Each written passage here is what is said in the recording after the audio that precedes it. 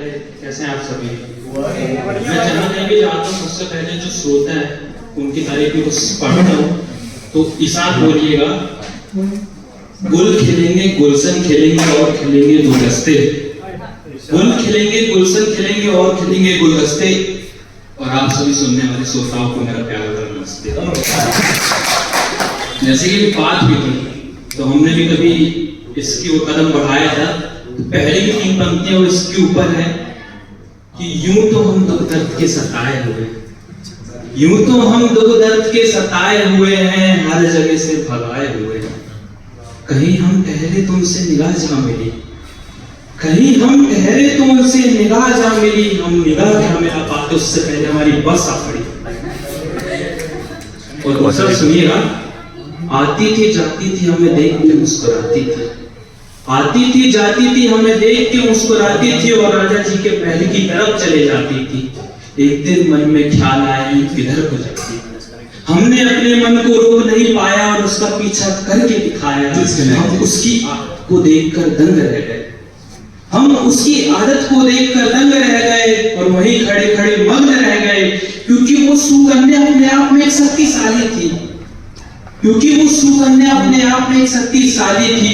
और देखकर जो हमें मुस्कुराती थी वो एक पुलिस वाली थी।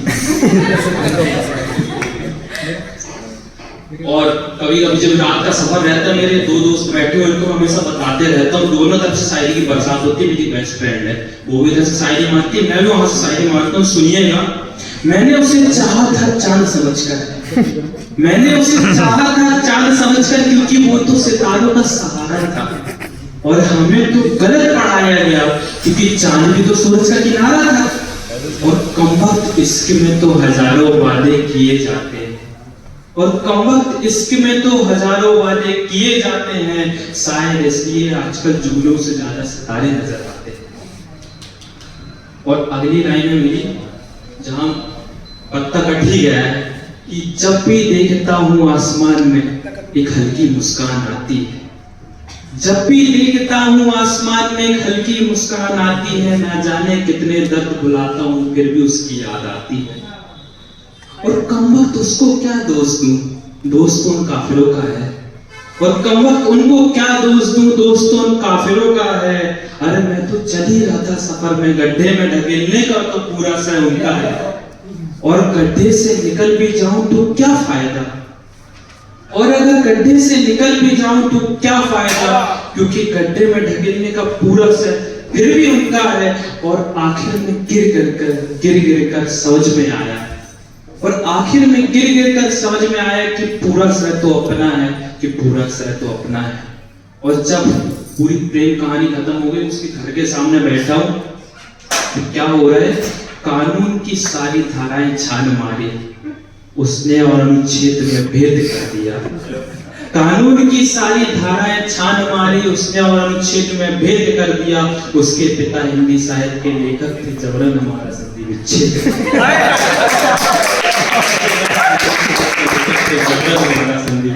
कर दिया। उसके बाद भी मैंने हार नहीं माना, उसकी शादी में गया हुआ था, सहेलियां थी, फिर भी मैंने कहा पहली नजर में लगा वो मेरी, पहली नजर में लगा वो मेरी है, आंखें उसके झील से गहरी है, और मैं उससे प्रपोज कर थक गया, और मैं उससे प्रपोज कर थक गया। बाद में पता चला वो तो बहरी है, बाद में पता चला वो तो बहरी है। और लास्ट में जब पूरे इसमें जब इंसान हार जाता है, तब एक चीज याद आती है, वो होती है भक्ति। मैंने भी भक्ति करी, तो लास्ट में जो मेरी लाइन आती कि ना करना एक गुमान इंसान कर रहा है, ना करना एक गुमान इंसान कर रहा है, बस मुश्किलों को थोड़ा आसान कर रहा है। ना हो उसकी रजा तो कोई हिल नहीं सकता, ना हो उसकी रजा तो कोई हिल नहीं सकता, जो हुआ होगा सो होगा, सब भगवान कर रहा है।